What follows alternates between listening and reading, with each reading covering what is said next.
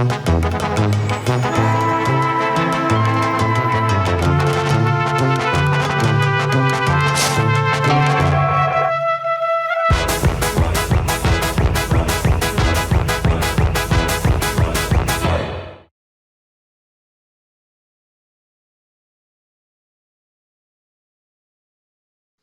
of all, I'd like to thank you for this wonderful film, which tackles incredibly difficult subject that often goes unnoticed or ignored when we think about war, and that's continually being unpunished. And it's also an excellent example of investigative journalism in animation, mixing animation and live action. But I've read somewhere that it was initially meant to be fully animated film. So maybe if you can tell me a little bit about the decision that was behind why you only animated 50% of the film. Yeah. Yes, at the beginning we wanted to do a full animation film. You have to know that the film was written and produced in the same time as the investigation was made. So in the first place, Nicolas and me, we hire a journalist collective, a female journalist. And they work on different cases: Syria, Ukraine, Central Africa, Guantanamo, etc. This one you can see in the film. And they did the investigation, and they gave to Nicolas and me different kind of testimonies, etc. And Nicolas and me, we were writing the film. And after a few time, we decided to launch our investigation report before during the process of the production. And so we had something like 12 media partners around the world, like Mediapart in France, Internationale in Italia, etc. We get something like 1 million readers around the world of these investigations. And we get also a lot of comments. Comments who said mostly that no, that's not the truth. It cannot be the truth. Bashar al-Assad cannot do this to his own people. That's not true. What's happening right now in Guantanamo? It's not true what you are saying about French soldier in Central Africa, etc., etc. We also get a lot of threats from U.S. soldier, French soldier, etc. So after all this, we decided with Nicolas to go back on the fields where our journalists were at the beginning of the project to see what's going on. And we went in Ukraine, in Jordania, in the USA, etc. And there we met people, and maybe you can. Yes, and the idea was to talk with people and to ask them what they know about the topic. And to have their point of view. And then we decided to grab all these different testimonies and ask people who wanted to support our victims. So we decided to organize a kind of citizen performance. So we had this idea with Olivier Crouzel, which is a French artist. And together we decided to film this to film this audience who support us, and to screen their faces in the public space, and to add this in the movie, because the movie is, of course, the investigative reports, is the facts, is the stories, but it's also the way people react to these stories. And it's really important, because when somebody speak, we have somebody who have to listen what they say. So we wanted to create these two parts in the movie. That's why we have animation and live. Yes. Okay. So it was done. It was done organically. Yes, in the first place, it should be done in all animation with only the investigation, and then because what happened on the social media after the investigation report, we decided to do it like this. So it was done naturally. Mm-hmm. Yes. because at the beginning we cannot imagine that the audience would not believe us, believe the facts, believe the stories. It was impossible for us to think about this idea before doing these investigative reports. Yes, for us it was obvious that at the beginning of the project we said to ourselves, okay, there is no discussion about this project. People have just to accept it because it's so obvious, but apparently it's not.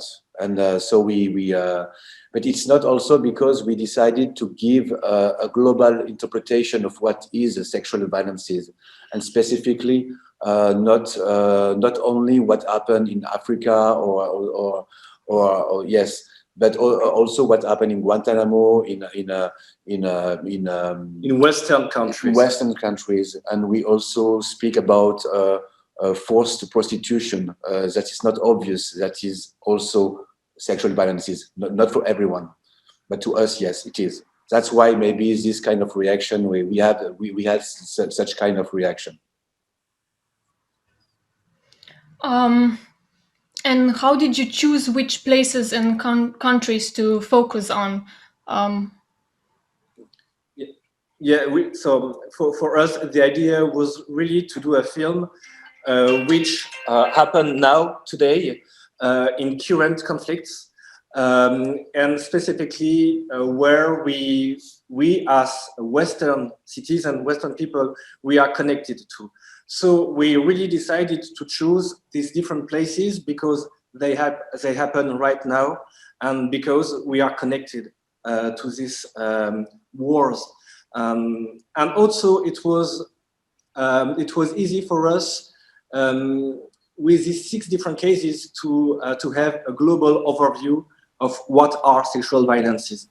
So for these different reasons, we choose these different places and situations. Also because, if I may, the point was to look at it at the angle of impunity. These sexual violences, they happen for so long. When you explain them to a lot of people, their first answer is to say, okay, but we know there is sexual violence in war. The second answer is mostly, how come we are still talking about it? What does the United Nations do? What do the foreign governments when there is a specific war do? They are always allies, not allies, but what do all these people who always say they have the solution to everything, what do they do concretely? And the places of impunity are the places where the act is being done and not prosecuted for numerous different reasons, but also those who know and who decide to close their eyes or to put the file under because politically it's too complicated for my career. And so that's why it was very interesting to see the editorial of both the investigation, but also, you know, this crescendo of the film going from concrete places to like more administrative, political places where we normally all hope to see solutions coming out. And was it difficult to gain the people's trust, the people that you interview? How did the interaction came to be? How did they open up and share their stories? So there was 2 times in the project. The first time was when we asked with Nicolas to journalists to do this work. Because on the matter of sexual violences, it's easier for, specifically for women who are victims of sexual violences, who are to speak to other women and not to men. So we asked to 12 female journalists to do this job. So it was not easy also for her, but it was more easy than for us. So this is the first time of the project. And specifically for the victims, but also for the whistleblowers, like you can see in the project, like Peter Gallo from the UN investigation, or Mark Fallon about the US investigation. The second time was when Nicolas and me were back on the fields, and at this time, specifically the whistleblower wanted to be connected also with us because. It's very, very, very, very important for them right now to be listened as whistleblowers to be recognized as whistleblowers, and so they need that the voice, that the film spread very a lot. That's why we are very happy to be here today, because it's also a way to spread their own voices in Slovenia right now. So it's very, very super cool, yeah, for them. Great. I mean, we already touched a little bit on this subject before, but have you dealt with any kind of political pressure while you were making this film and conducting research? And did you get any response from United Nations, perhaps, or any other? Yeah, at the beginning of the project, we really wanted to be very, how can I say, to work in a secret way, because we know that we are working on very sensitive topics. And then, of course, when people knew what we are doing, we had some pressure from the French army. The French army.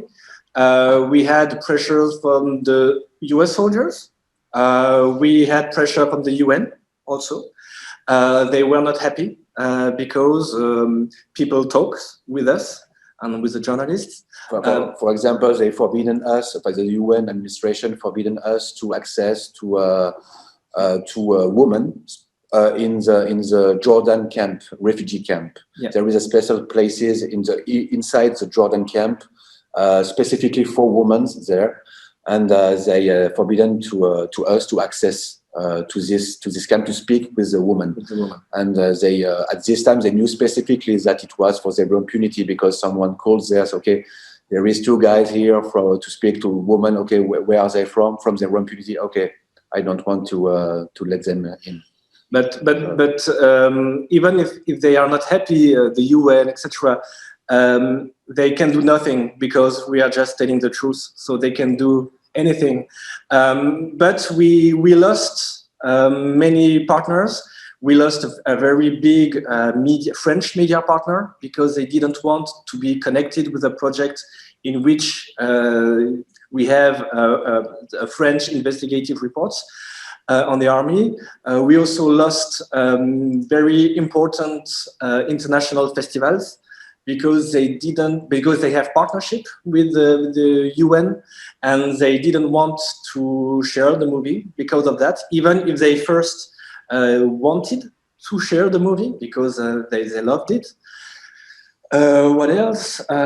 It's even more frustrating and awkward that a lot for the venues and the festivals, we are pretty sure the UN wasn't even questioned about it. It's like the censorship came from the festivals themselves, saying, okay, but we have this partnership, let's not bother them with this. Although we were very happy to send the film first so that they can see it, we were very happy to prepare a roundtable. You know, we are storytellers, we are filmmakers, producers, they have all the right in the world to say, that's a story. Look at all the good things we are doing in the world. I mean, they could do this. They could discuss the film. They could discuss things. But sometimes the censorship came directly from the people working with the UN. And that was one of the biggest surprise.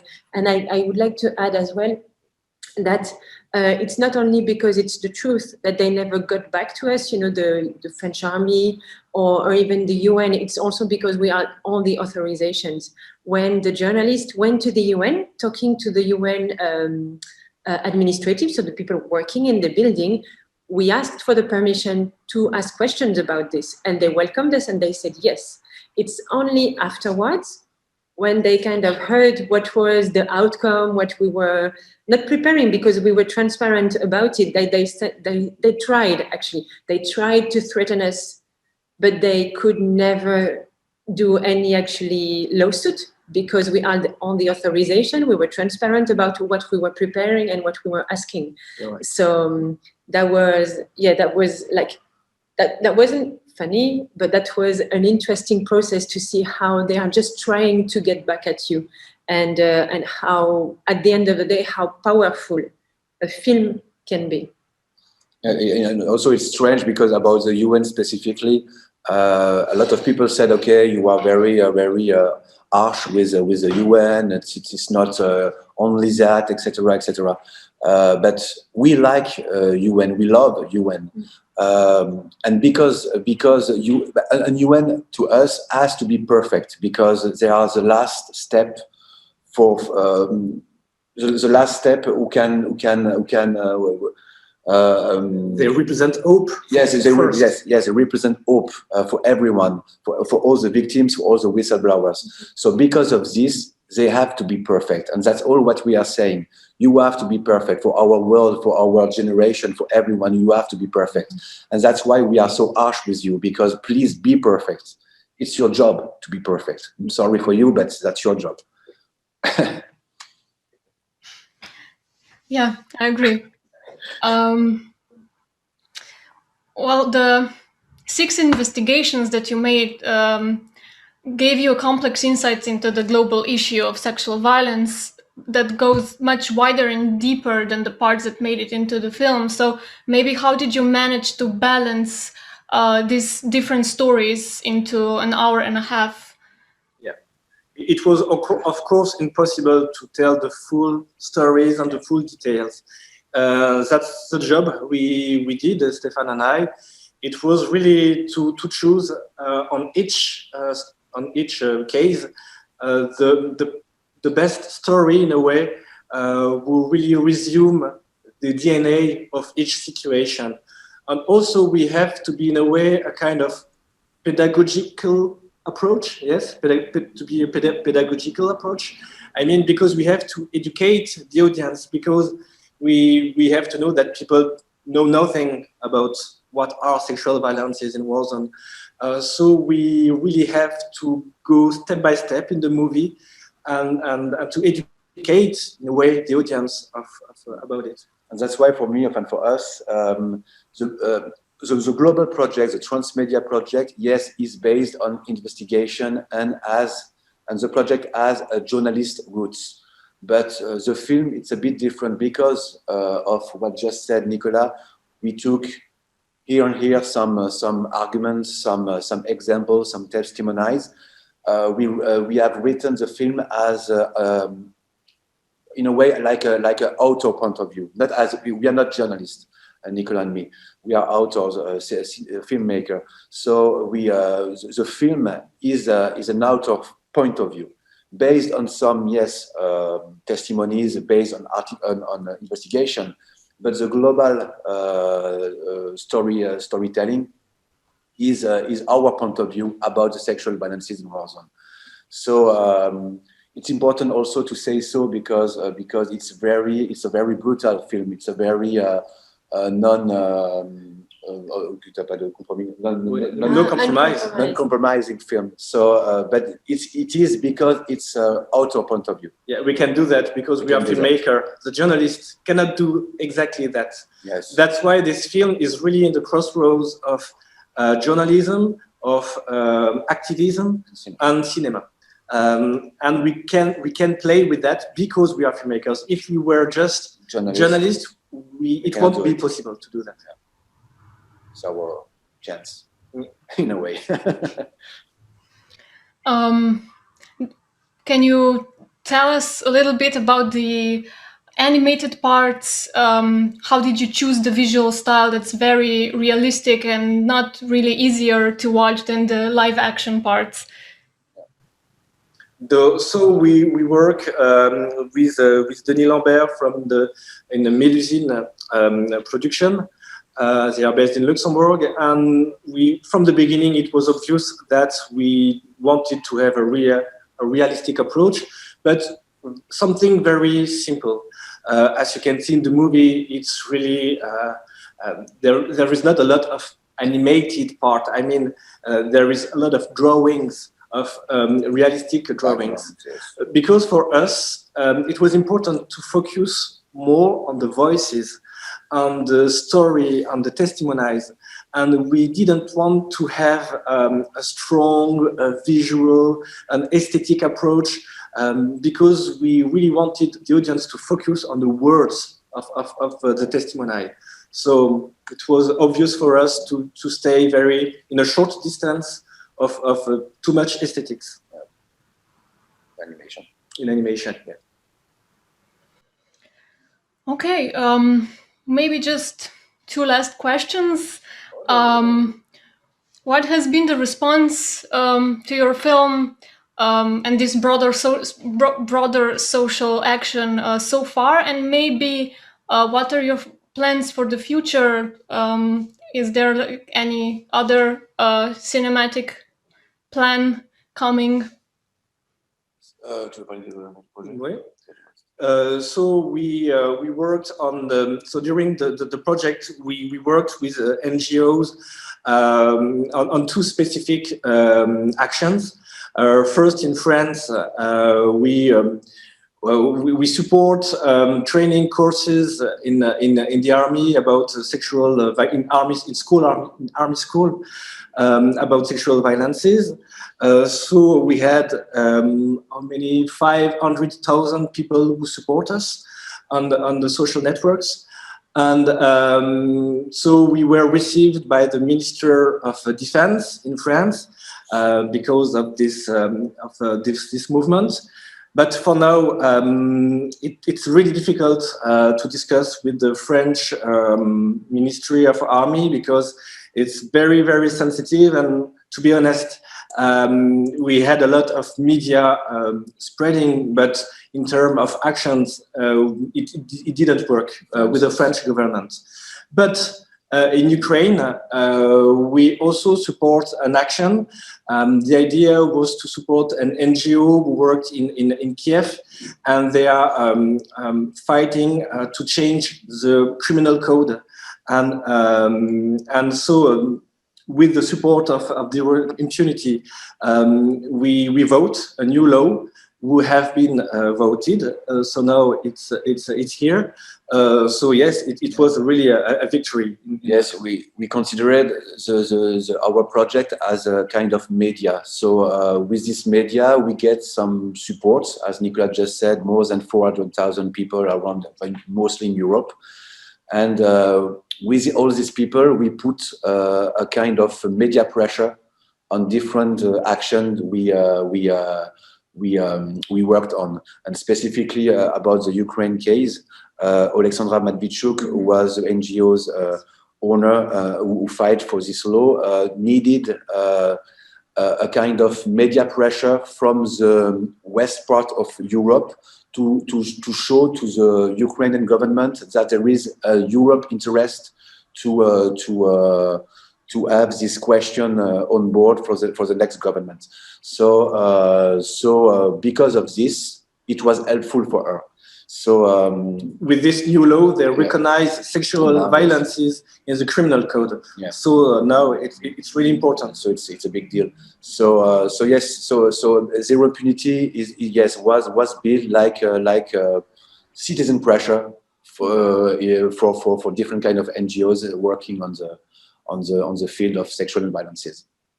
So it's interesting. And about your second part of the question, what we are working on right now, yes, we are working, Nicolas and me, and also with Marion, of course, as our producer, on Ghost Dance. It's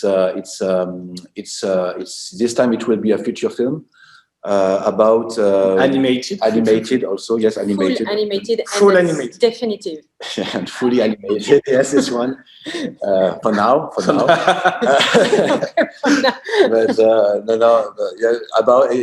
it's about autochtone feminicide in Canada, indigenous feminicide in Canada. So it's it will be a very powerful feature film about a female, a woman character, very strong, very yes,